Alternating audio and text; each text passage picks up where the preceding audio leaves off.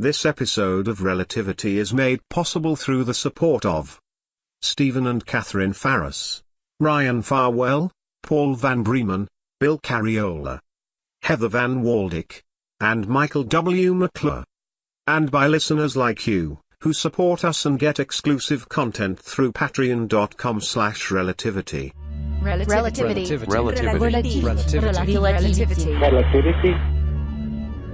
Mama, wake up. We have to get out of here before the storm gets worse. This is going to be a big one, and I don't know if our little house can take it. Mama, wake up. Oh my God, do you have a pulse? Flumazenil, that's what you need. Where is it? I mean, can you figure out where in all those crates and boxes down there? 6 cartons in here. Label says single-use injectable flumazenil. That's it. That's an emergency syringe. What's the dosage on the needle? 0.2 milligrams. Perfect. Sophia, grab all of them. You might need them. I have them. I'm getting back to her as fast as I can. Relativity. Episode 38. In which some choose life and hope. Are you okay with giving your mother a shot? I give Papa shots all the time towards the end. I'm used to it. Good. Frustrating. Trying to hurry, and I'm soaking wet, and I've covered this slick floor with water. Take it easy. You can't give her the shot if you've broken your neck. Ignoring that. How is she? Chris, there's almost no pulse. Okay, then let's do this quickly. Get that thing out of the box. You're going to have to find a vein, one that'll go straight to her heart. You know what? Kim is here with me, and she's our life sciences tech. Give that syringe to her. Tell her to put it right in the exterior jugular. He says exterior jugular. Is she doing it? Yeah, she stuck it right in there, and it's, the medicine is going in. You should see a result in the next few seconds. If you don't, you'll need to do it again. You might want to go ahead and get that next shot out of the box. She took a deep breath. She breathed in. Eyes open. Fluttering. Eyelids. Mama? Let me know when you think she sees you. She sees me. Yes, get her sitting up just as soon as she's able. Mama, come on, try to sit up. Oh my God, Mama? Can you hear me? She hears me. She looks like... she looks like she'll be all right. Yeah, odds are she will. You are not going to believe this. Another of our dear friends here, has found some dry clothes down here, brand new. Jumpsuit still in the packaging. Oh, I could kiss you. You'll want to get Marta into hers first. Yeah, we're already working on it. Mama, it's okay. We're just getting you out of these wet clothes into clean, dry things. She's going to be very confused for a while. We got caught in a hurricane, Mama, but we're safe now. We're at mission control. Keep her awake no matter what. Okay, understood. And you need to get changed too as soon as you can. Don't tell me I'm liable to catch a cold. No, that is an old but persistent myth. No, the rain from these tropical hurricanes is full of spores and bacilli from halfway around the world. Many of them you will not have an immunity to, so get that stuff off of you. Never heard anybody say that before. Doesn't mean it isn't true. Get rid of those wet clothes and get into the dry things these wonderful people you work with have brought you. I need to sign off for just a little while. Understood. But hey, thank you. Just doing my job, boss. You did the hard part.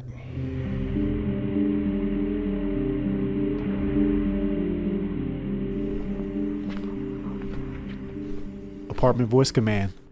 Local weather update. Local Hurricane 57, now situated over central Puerto Rico with winds in excess of 380 kilometers per hour. 380? The system is moving north-northeast or 30 degrees at 45 kilometers per hour. A state of emergency exists for the entire island and will continue for at least the next 12 hours. No person or vehicle of any Voice kind. Command. Contact Mission Control. Calling Mission Control Arecibo. Mission Control. Heather, it's Marcus. Are you safe there? Everything secure? We are all safe here, and the flight director arrived an hour ago with her mother. Thank the Lord. Well, I'm not sure they're both all right. Several people met them at the security checkpoint, and they brought Mrs. Schumacher in on a kind of stretcher and went straight into central storage. What? Why? Gregorio told me she was unconscious when they brought her in and that later they gave her a shot of some kind and now she's sitting up and that's all I know. I wish I could get there. And they're saying I may be stuck at home for another 12 hours. And we'll be all stuck here, underground with no windows. Can you see outside from where you are? Yeah, my building has McMurdo windows. It's really a nightmare out there. I've been through dozens of hurricanes, but this one, I'm seeing parts of the building flying into other buildings. Cars being thrown in the air. The storms keep getting worse. Yeah, listen. Can you patch me through from my apartment to Central Computer aboard Konieczny?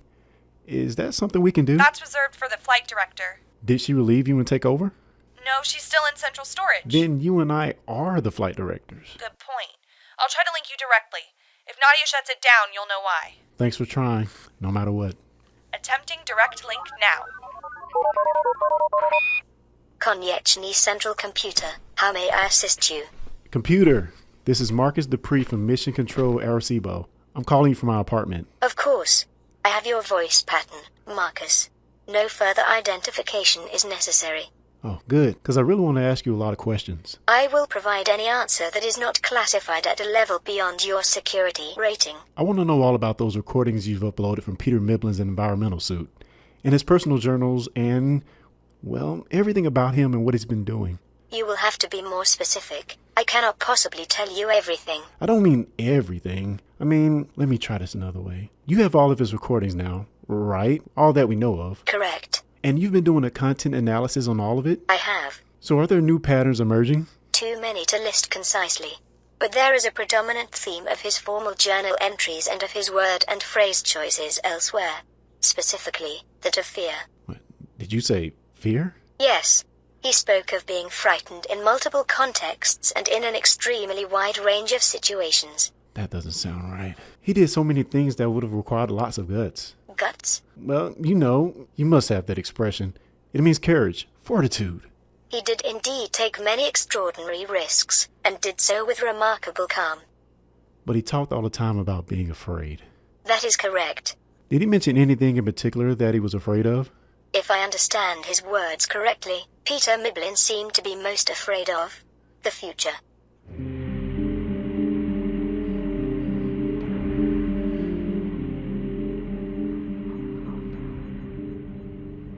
Okay, but how about now? Think you can stand up? I don't want to stand up. I didn't ask if you want to. Come on. Sophia, you must listen. No, I must get you up and moving so you don't fall asleep. Dr. Mason said to keep you I awake. can't stay awake forever. I'm trusting him to tell us when it'll be okay for you to sleep. And I bet that's not for a long time yet, so come on, stand up. Sophia, I do not want to stand up. And I did not want to wake up. I don't want to talk about that, Mama. I don't want you to think I drank all of that sleeping drug by accident because I did not. Just stand up, Mama. Do you hear what I am saying to you? Mama, if you stand up, we can go over there and see Sybil. Sybil is not over there. You are lying to me. I'm not lying. Mama, I mean her cryo chamber. You want to see her face, don't you? Will it not be exactly as it was the last time? Yes. It will, exactly, because for her, time has been stopped. And I will never see her We again. don't know that. We don't know how long she'll have to be in suspended animation. That's the only fact, Mama, the only thing that we know for certain. What is? That we don't know. So we can't say for certain what's going to happen and what is But not. such is always true. Such is life. Yes. Then how is this different from any other day? It's not. That's my point. Come over here and look at Sybil's face. May not be too long before you see her eyelids open, before we see the color come back to her cheeks. Is that really what you believe? It's what I hope. No matter what happens to us, we can never give up hope. Do you know who taught me that? Maybe I should not have taught you this. Mama. You must learn this too, Liebchen. Sometimes hope is too much to ask of someone. Okay, I promised a long time ago that I would never bring this up, because it felt like twisting a knife in a wound, but I don't know what else to do. What? What are you talking about? Years ago, you and I had a huge argument, one that I thought we'd never recover from. I was discouraged, I was frustrated. Oh, yes. You came from university. That's right, and I was ready to quit. I didn't see how I could ever do the work of the doctorate program, not with the kind of pressure that... You gave me a big lecture about how our people, the Jews of Germany, had faced obliteration, extinction. And who did I think I was to give up hope just because of my petty Yes, little... and you said, oh, Mama, the Nazis and the Holocaust, that was 120 years ago. It doesn't even matter to me. Smart aleck thing to say to my mother. It was. I was so angry. When my great-grandmother was a survivor, she lived through Auschwitz, starving, a slave of the Nazis. Yes, that's my great-great-grandmother. And how did she survive, Mama? What did you always say? That is not like this. What did you always tell me? I said she never gave up hope. And we both know it's true. She survived because then, even in that shithole, she clung to hope. Even though she was starving, little more than skin and bones. When the Russians came and liberated the She camps, was one of the few who walked out to freedom. she was. That was 120 years ago. Yes, And I think hope is still hope. perhaps it is. So, So, what are you gonna do? I am going to stand up from here. And maybe then you and I are going over there. And if we do that, then maybe I will look at my baby girl. And who knows? I may dream of the day when we see her open her eyes. Fair enough. One step at a time. May I start by leaning on you? Yes, Mama. You do that.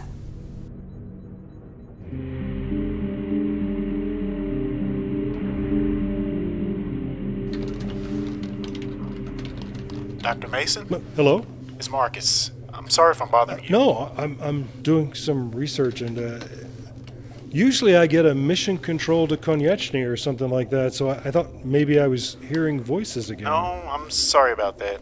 I asked the computer to connect us directly. I don't know what you mean. I'm not in mission control. Sophia sent us all home to shelter from the hurricane. Oh. How bad is it?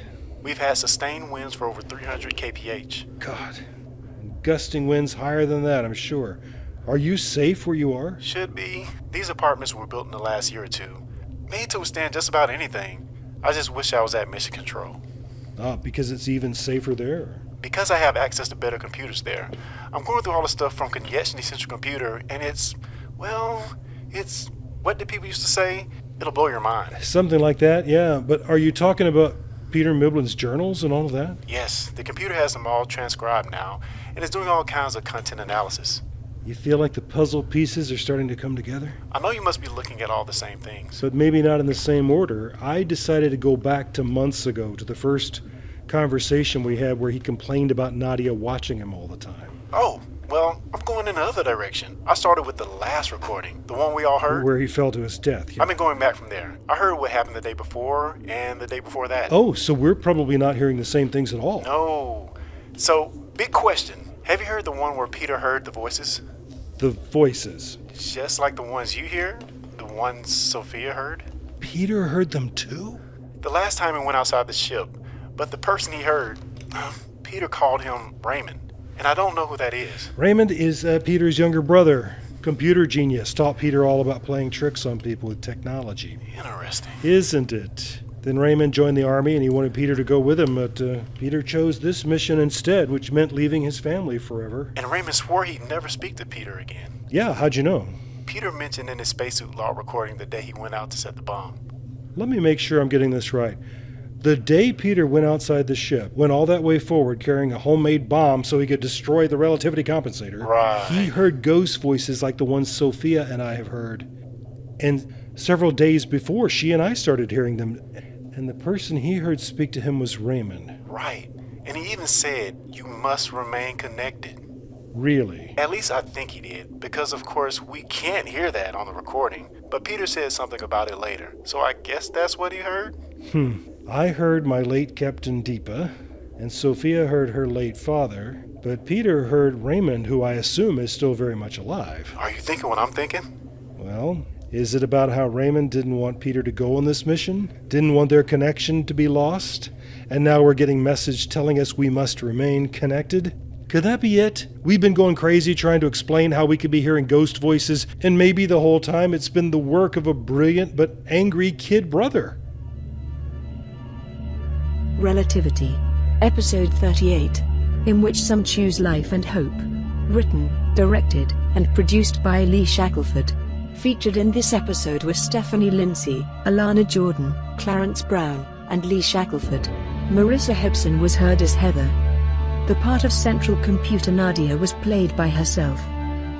Find out much more about the series, including ways you can subscribe, hear past episodes, like us on social media, and how you can get exclusive content, all on our website at relativitypodcast.com. Relativity.